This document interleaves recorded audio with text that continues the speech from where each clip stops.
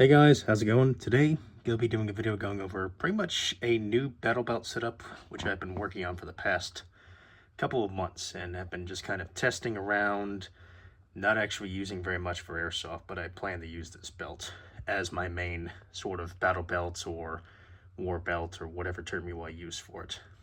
And I did a video on a battle belt setup several years ago, and this is pretty much my latest edition of that. So I'm going to take you through pretty much all the gear that you see here, as well as why I chose this particular belt setup, so on and so forth. So with that out of the way, I'm just going to get started. And things are going to be a little bit difficult, just FYI, because I'm only working with one hand. I got one hand with the camera, and then I got one hand to work with the belt, basically.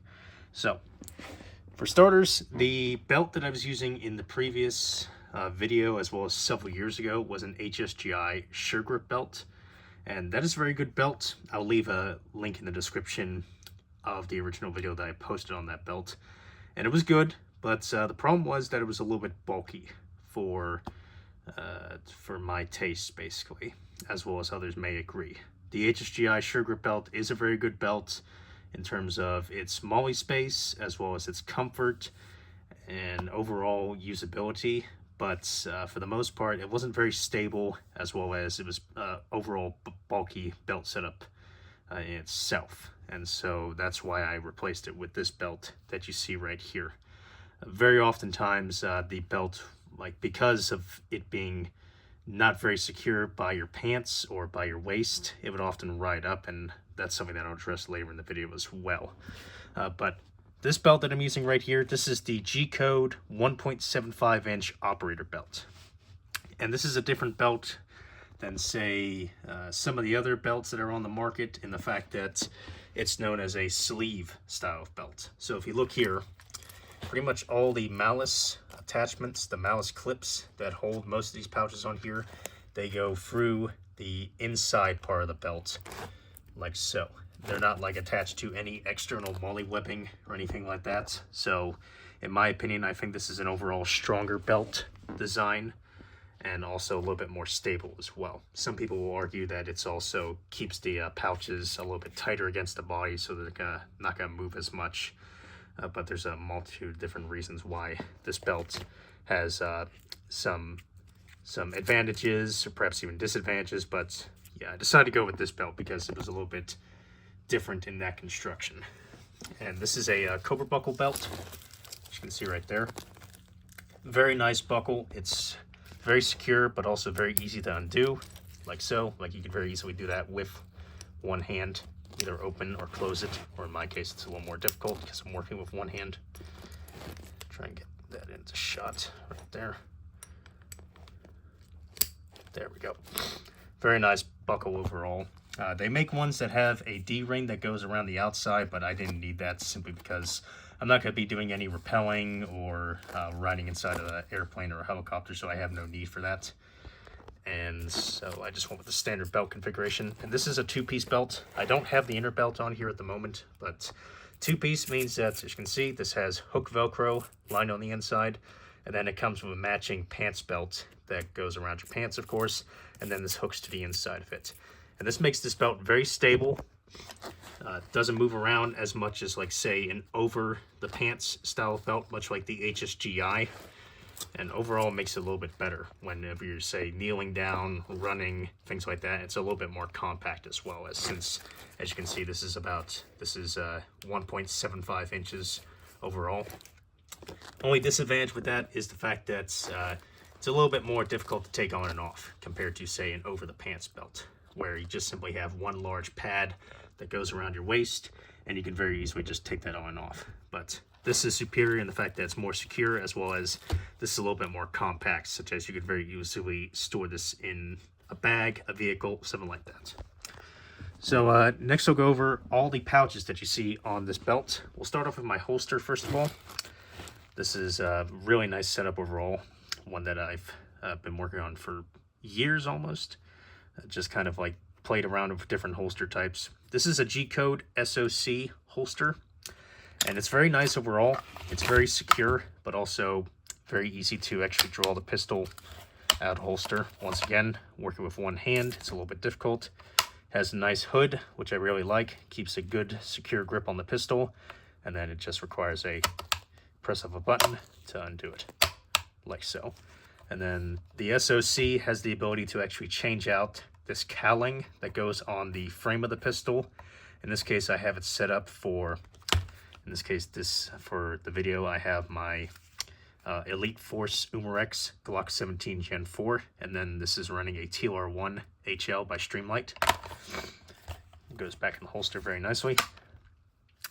This is set up with the light cowling, but you can undo these screws right here to actually change it if you don't want to use a Glock with a light on it, or maybe even a different light. So I might change that out if I don't want to, like, say, run a light on my actual airsoft gun or even my real Glock. I have a real Glock 17 Gen 5, and it fits in this holster perfectly. And like I said, I can very easily run it with or without a light, but if I didn't want a light on the gun, I'd have to change this out, which I can very easily do.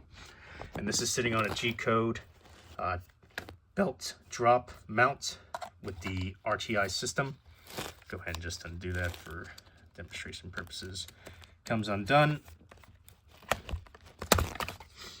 And then you can very easily change out the holster without changing the mount. And then I have a leg strap right here added to it just for a little bit of extra stability while I'm running and wearing the belt. Then that goes back into place, and I have this running on the belt like so. Very good holster setup overall.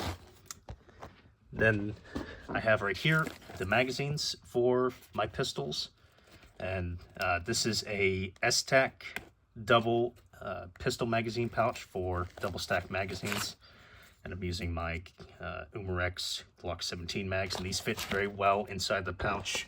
It's a nice open top pouch, so it's very easy to access, but very good retention. I can very easily reinsert or pull out the magazines from this pouch, like so. Very good overall. This is an LBX tactical admin pouch. I may or may not keep this on the belt. I'm kind of on the fence about it. It's simply meant for a little bit of utility purposes, such as it opens up and you can carry various things in here. Right now I don't have much in there aside from, like, say, a speed loader. But if I did carry stuff in there, I'd carry batteries, maybe some electrical tape, an extra screwdriver, things like that.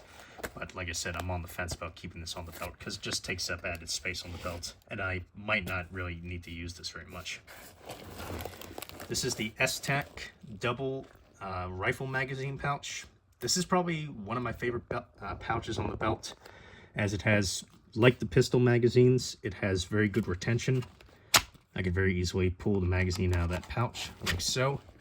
And this holds 2 M4 magazines. In this case, I have Ares 140 round mid-cap magazines for my M4 AEG. But what I like about this pouch is not only is it a double stack pouch, but it is in line with each other.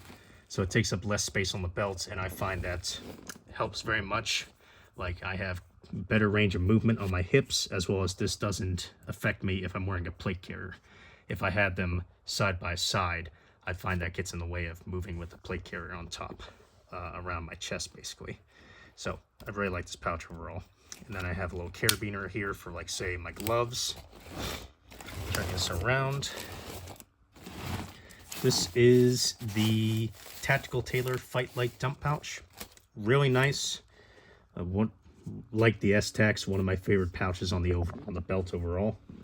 This is nice and compact. I can very easily hold 4 to 5 M4 magazines in here, such as either empty ones, maybe even partially filled ones. I'm not going to undo it because it's a little bit difficult to do with one hand, but it has a buckle right here. You undo it, and then the pouch rolls out like so.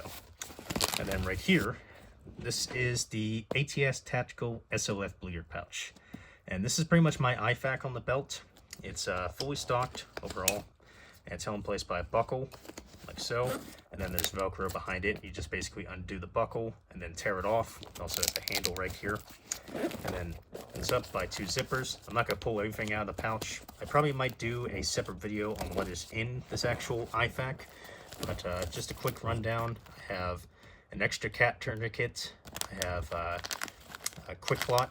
I have med shears. I have chest seals. And you can't see it, but there's also ace bandages in there, gloves, tape, and a few other odds and ends in there, basically. Very good pouch overall, definitely able to hold a lot of medical gear. And this would be for myself or someone else, should they ever get hit while at, like, say, a pistol or rifle range. Very good pouch overall. I've used these for years. And then right here, this is the Schrade Wolverine fixed blade knife. Like the LBX Tactical Admin pouch, I'm on the fence about this. I may not keep this on the belt forever. This is just kind of something that I'm experimenting with, of keeping a fixed blade on me. But this is a very nice, just fixed blade knife overall.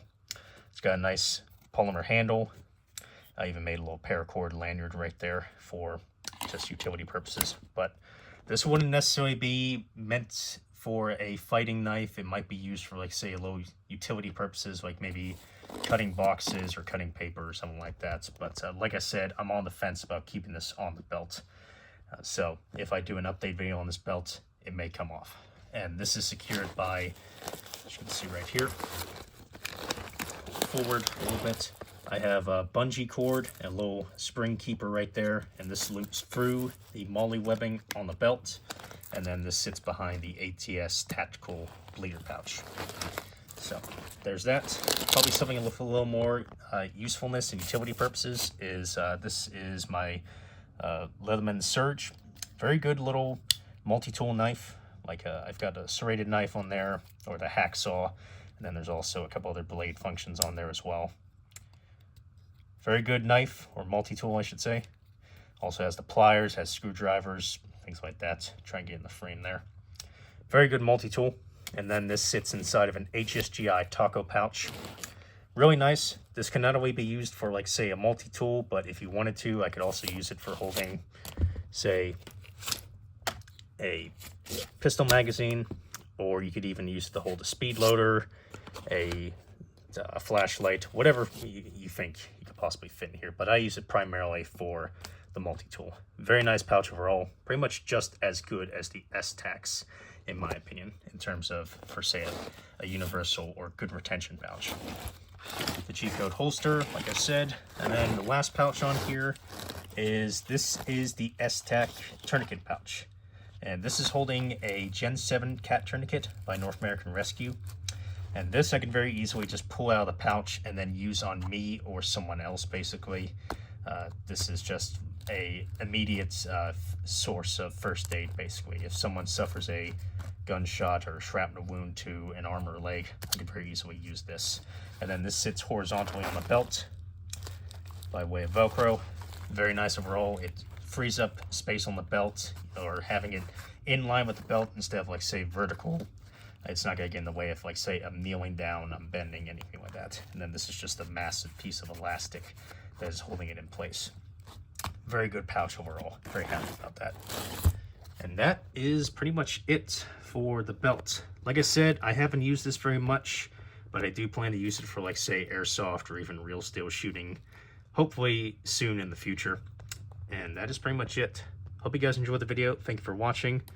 Be sure to check out my channel for all my videos. Rate, comment, subscribe. I'll see you guys next time.